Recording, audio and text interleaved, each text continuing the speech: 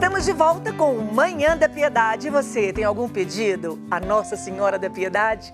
Manda pra gente aqui, nosso WhatsApp 996428473, todos os dias. Faremos nosso momento de espiritualidade ao final do programa, então não deixe de enviar. Pois é, gente, o ano tá aí, chegou no final, 2020 acabou. Nada como parar e refletir sobre esse ano que se foi e planejar o futuro para o próximo ano que está chegando. Agora a gente vai conversar com a psicóloga Ana Carolina Paes Lamas. Bom dia, Ana Carolina, tudo bem? Ótimo dia, Moninha, tudo jóia e você? Tudo jóia, um prazer ter você aqui, muito obrigada por ter aceito o nosso convite no Manhã da Piedade, seja bem-vinda. Agradeço de coração, obrigada. Ana Carolina, a primeira coisa que eu queria perguntar para você, para todo mundo foi um ano difícil. A gente pode dizer que para todos foi um ano de aprendizado? Moninha, você sabe que a gente aqui dentro da psicologia, a gente vai começando a substituir algumas palavras, sabe? Porque o difícil, ele traz um conceito de uma coisa estática, como se ele não trouxesse movimento. Então, a gente faz uma sugestão de que a gente troque o difícil por trabalhoso. Então, foi um ano trabalhoso para todo mundo, mas o trabalhoso, ele deu a possibilidade da gente gerar movimento. E aí, o que eu posso dizer? Para aquelas pessoas que conseguiram encarar o ano como trabalhoso e aquelas pessoas que fizeram alguma coisa com o que aconteceu, aí a gente vai falar que tem aprendizado. Mas aquelas que ficaram, foi difícil, e se mantiveram estáticas, talvez elas terminem o ano muito parecidas como elas começaram. Então, para ter aprendizado, tem que ter movimento. E aí depende do que eu fiz com o que me aconteceu esse ano. Que bonito, que interessante isso. O fato de eu trocar a palavra difícil por trabalhoso no meu psicológico tem afeta grandemente a minha atitude? Afeta muito, muito mais do que a gente às vezes imagina, sabe? Porque algumas palavras, parece que elas sentenciam alguma coisa e encerra. Isso aqui é muito difícil, e que eu paro, meu cérebro, é como se ele recebesse um comando de que ele não tem que fazer muita coisa. Tá difícil consertar essa televisão, tá difícil terminar essa prova, tá difícil fazer essa comida. É como se ele se permitisse deixar para lá aquilo. E quando eu substituo por trabalhoso, o conceito que eu recebo internamente é de que, assim, dá trabalho, mas vamos lá, eu tenho que fazer. Então, como é que eu vou buscar recursos para fazer com que aquilo aconteça? E já falando desse conceito que eu recebo, então, quando eu falo ano novo, vida nova, isso em prática também acontece? Na prática, acontece se eu fizer alguma coisa com o ano que está entrando, né? Eu gosto muito do Carlos Drummond de Andrade quando falou, né? Feliz aquele que dividiu o tempo em fatias. Então, o ano novo, essa fatia de ano novo, ela dá para a gente a possibilidade de construir uma nova história, porque nós também temos marcadores psicológicos, por exemplo, quando o verão chegar, nós vamos sair para tomar sol, isso vai melhorar. Quando eu fizer 40 anos, vai acontecer tal coisa. No aniversário de 2 anos do meu filho, o tema vai ser X. Então, a gente usa naturalmente marcadores para poder fazer renovações, né? Para fazer projetos. Então, o ano que vem eu vou emagrecer. Então, naturalmente, os marcadores fazem parte da vida. Então, ano novo, vida nova é um marcador. Então, se assim eu desejar fazer dela uma vida nova, é uma oportunidade incrível que a gente está tendo no dia de hoje, justamente por essa questão também psicológica da transição de uma marcação, que é a passagem de um ano para o outro. Aproveitando, né? Falando que no ano que vem eu vou emagrecer, queria estar dizendo para os de plantão aí que ano que vem já é amanhã. Ano que vem já está na hora de começar a emagrecer hoje. Ô, Ana Carolina, no final do ano sempre existe um sentimento assim de tristeza. Vem o Natal, tem pessoas que ficam nessa, né, cultivando até uma tristeza no coração. E talvez algumas pessoas, pelo balanço do ano, ou esse aumento, existe realmente esse aumento dessa depressão nesse período entre Natal e Ano Novo? Ô, Moninha, existe um misto aí de depressão para algumas pessoas, de ansiedade para outras pessoas. Mas, assim, vale lembrar, né, que o Natal é a celebração da vida de Jesus. Então, às vezes, a gente troca o foco.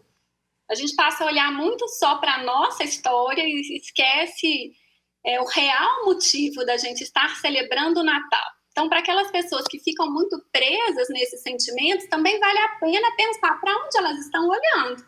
Elas estão olhando para o lugar certo nesse momento. Quando a gente fala de depressão, nós estamos dizendo que depressão é igual a excesso de passado.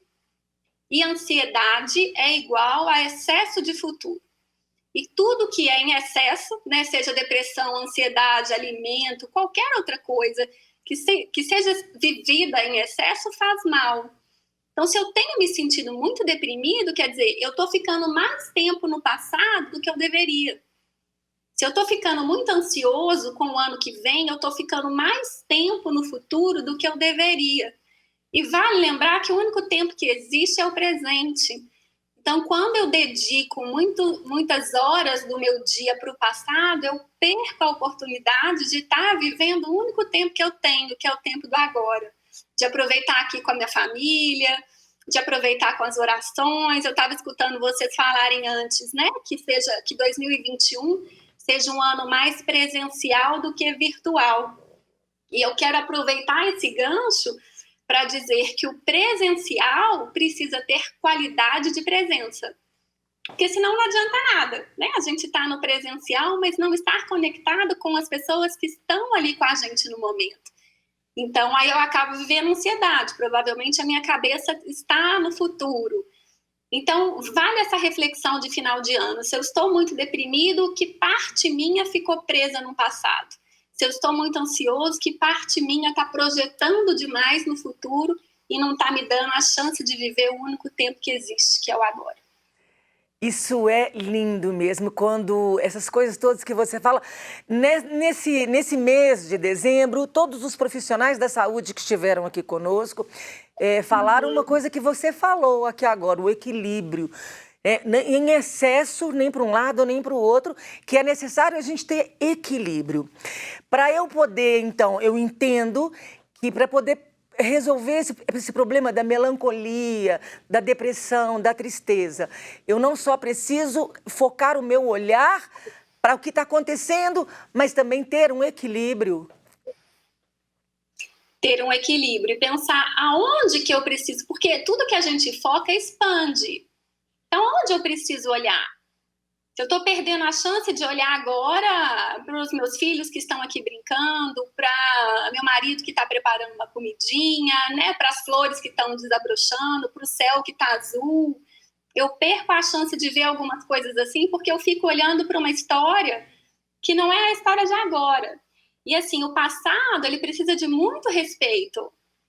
A gente tem que olhar para ele com muito carinho, muito respeito, mas ele precisa ser como, sabe quando a gente está dirigindo e tem um retrovisor, né, que deixa a gente olhar para o passado, mas ele tem um tempo menor do que o para-brisa que a gente tem na frente, porque eu preciso olhar mais para frente, para aquilo que eu estou construindo, do que para o passado, senão eu não consigo me movimentar. Então, vale a pena verificar isso, onde está o meu foco, porque onde eu foco, expande. E muito lindo isso, porque as pessoas elas têm se queixado muito por causa do ritmo de vida. Anda cada vez mais agitados, acelerados, e isso leva a crer que estresse, depressão, ansiedades são doenças do presente, né? E não apenas do futuro. É isso mesmo que está ocorrendo? O que acontece, Moninha? As pessoas hoje, elas têm feito escolhas que deixam elas nesse ritmo. Porque elas almoçam assistindo alguma coisa no celular, elas tomam banho escutando alguma coisa também no celular. Tudo que elas fazem, a TV está ligada. Então, esse mundo de informações, ele acaba que nesse momento ele tem sido em excesso. As pessoas começam a assistir alguma coisa e passam para outra, e começam a ler um livro e passam para outro. Então, as escolhas que estão sendo feitas, elas não estão sendo emocionalmente saudáveis. Então, qual que é a recomendação para que a gente possa ter uma vida melhor aí para 2021 e equilibrada? É começar alguma coisa e terminar aquilo. Se eu começo a assistir um vídeo, eu termino. Eu começo a fazer uma comidinha, eu termino. Eu começo a arrumação da casa ou de um cômodo, eu termino. Porque isso gera menos estresse. O estresse vem de muitas obras inacabadas. A gente abre muitas coisas para fazer e demora mais para concluir. Então eu fico, ai meu Deus, eu tenho que terminar isso, eu tenho que lavar roupa, eu tenho que ir no supermercado, eu tenho que fazer tal coisa, eu tenho que fazer tal coisa. Então isso vai dando uma aceleração interna e o estresse aparece. O estresse é uma característica do momento, né, do momento presente. A ansiedade do futuro, a depressão do passado, o estresse do momento presente. Então a gente vai usando estratégias. Então, por exemplo, eu posso fazer uma listinha de todas as atividades que eu preciso fazer, porque aí eu tiro aquilo de dentro de mim, coloco no papel e ajudo a aliviar o estresse. Eu posso começar alguma coisa e terminar. Eu posso selecionar a qualidade das informações que eu coloco dentro de mim. Porque as informações que eu coloco é como alimento, né? Eu escolho bons alimentos para colocar dentro de mim. Então, eu escolho boas informações também para colocar dentro de mim. Então, todas essas coisas, elas trazem um impacto na forma como eu conduzo a minha vida e acaba refletindo nas pessoas que estão à minha volta. Né? Se eu estou mais estressado, mais ansioso, mais deprimido, o meio, as pessoas que estão comigo acabam também sentindo o impacto desse meu eu. O meu eu gera reflexo no outro. Interessante você falar isso, que as pessoas começam a abrir janela. Eu tenho que fazer, eu tenho que fazer, eu tenho que fazer, e não faz nada, larga tudo pela metade parado. Falando em ter, as pessoas também, ultimamente, têm valorizado muito mais o ter do que o ser. Existe uma inversão nas prioridades e as pessoas esquecem, porque elas têm valorizado esse ter. E a gente usa as coisas e ama as pessoas. E as pessoas estão amando as coisas e usando as pessoas. Essa é uma frase falada. Você concorda com isso? Ô, Moninha, esse ano ele deu uma oportunidade da vida ser vista de uma outra forma. Né? Porque vamos imaginar assim, no início da quarentena, onde todo mundo teve que estar dentro de casa. O fato de você ter ou não coisas passou a não fazer diferença. Porque todo mundo tinha que viver da mesma forma.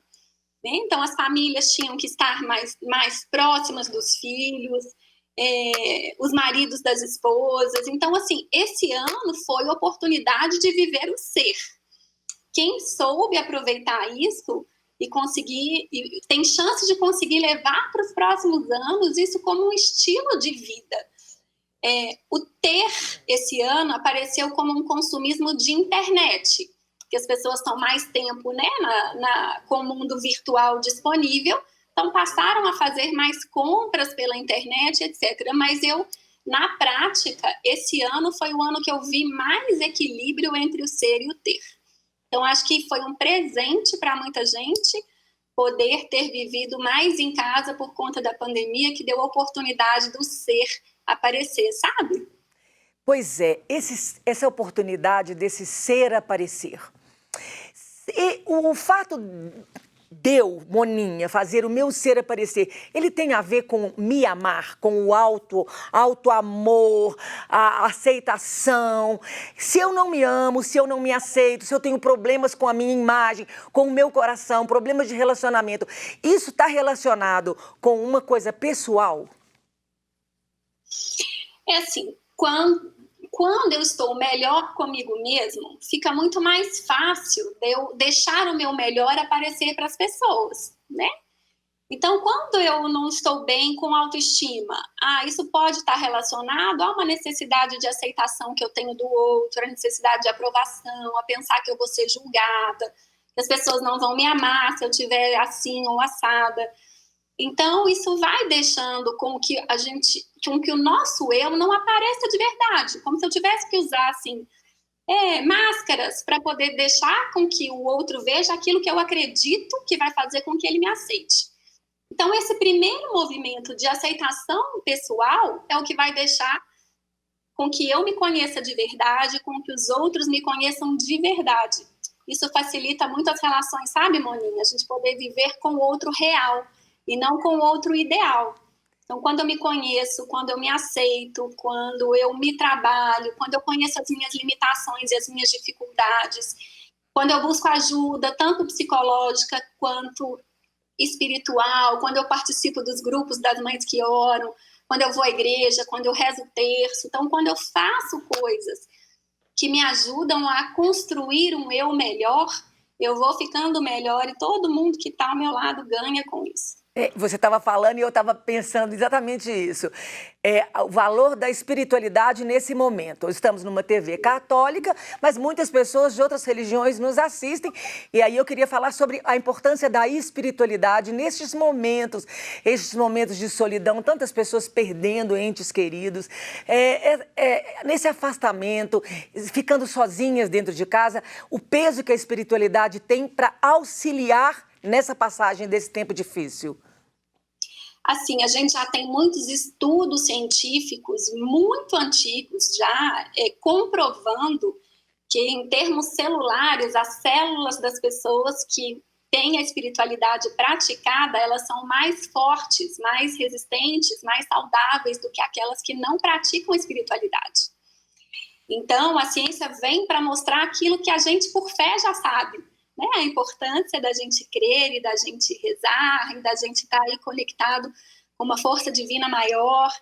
Então, nesse momento, em todos os momentos difíceis, principalmente quem caminha com a espiritualidade consegue atravessar as tribulações com mais leveza, né? Se eu vou colocar entre aspas aqui essa palavra, primeiro porque acredita em algo maior, e segundo porque as células do corpo estão mais fortalecidas para essa travessia. Então, a espiritualidade, nesse momento, sem dúvida, quem pratica ela está passando por isso de uma forma melhor do que quem não vive. Quando você fala em essa travessia, eu lembro do barco na tempestade, né? Aquela história do menininho convida seu amiguinho para andar no barco e começa a tempestade e o amiguinho fala com ele, nossa, eu tô com muito medo, e o outro tranquilo, fala, mas você não tá com medo? Ele, não, meu pai que tá pilotando esse barco. A fé, essa certeza de que a gente pode estar na tempestade, mas eu sei quem tá conduzindo o meu barquinho, né? Exatamente, é isso. Então, Ana, qual que são as dicas que você daria para a gente entrar o ano novo de coração aberto, com o pé direito? Moninha, eu penso muito que, assim, 2020 foi um ano diferente para todo mundo, né? Nenhuma das pessoas viveu a experiência do que 2020 trouxe. E aí, o que eu quero sugerir aqui para os seus ouvintes, para a turma que te escuta, que acompanha o seu programa nesse ano, é que a gente trabalhe as nossas intenções de ano novo. Porque, normalmente, o ano termina com metas, né? Então, a minha meta é emagrecer, minha meta é ler 5 livros, a minha meta é viajar, a minha meta... E meta, muitas vezes, ela traz força, ela traz rigidez. E esse ano mostrou que força e rigidez não levou ninguém para lugar nenhum. Esse foi o ano da fluidez. Quanto mais resiliência a gente teve esse ano, mais as coisas fluíram. E quando a gente troca metas por intenção, né, a meta é uma coisa muito cognitiva. A intenção é algo que vem do coração. Então, como foi um ano de trabalhar mais o ser, de viver a vida conectado com as pessoas que estão à nossa volta, de olhar mais para a família, o que eu desejo para que as pessoas possam entrar em 2021 é isso, que elas se conectem com o desejo do coração, não com o desejo da cabeça, porque o coração sabe todas as coisas. Então, quando algo toca meu coração de verdade, eu tenho condições de realizar. Quando ele toca só minha cabeça, vai 2021 para 2022, eu vou entrar com aquela meta de novo. Mas se aquilo for uma intenção real, né, se eu sentir que aquilo é para mim, seja a intenção de emagrecer, ou de ler, ou de qualquer uma dessas que seja, mas também, como a gente falou no início do programa, quando eu vou falando das palavras, e da intenção das palavras, e da reverberação delas dentro da gente, tem todo um significado emocional. Então, que esse ano novo seja cheio de intenções para todas as pessoas que te escutam, para que elas possam sentir de verdade qual é a missão delas para 2021, que o coração seja tocado com o que realmente faz diferença para elas e para as pessoas que estão à volta delas, porque aí todas as intenções vão se concretizar, sabe, Moninha? É o sentido. Amém, que lindeza! É isso mesmo, Ana. Intenção com verdadeiro coração. A palavra de Deus fala, aonde está o seu coração, ali estará também o seu tesouro. Aqui, muito obrigada. Para as pessoas que quiserem te encontrar, o Instagram, Ana Carolina Paes Lama, Paes com E. Facebook, Ana Carolina Paes Lama. Elas podem te mandar um DM que você está atendendo online, não tá, Ana? Eu estou atendendo online. Essa também foi outra oportunidade que a pandemia deu, né? Ela aproximou as pessoas com a psicologia. Ela nos deu a chance de encontrar pessoas de qualquer lugar do mundo para poder dar esse suporte emocional para quem precisa. Então, eles podem me encontrar por esses 2 canais aí de comunicação, podem me escrever, eu respondo. Estou à disposição. Que bom, já está na tela o seu Instagram, então se você quiser procurar essa lindeza, essa doçura, entra no Instagram, manda mensagem, ela responde.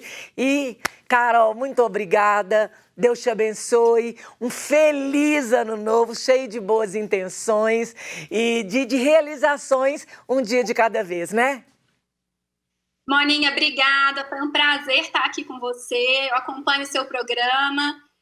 Tenho visto aí o crescimento todo do trabalho que vocês estão fazendo. Parabéns, foi uma honra encerrar o meu ano aqui participando desse encontro com vocês. Obrigada de coração.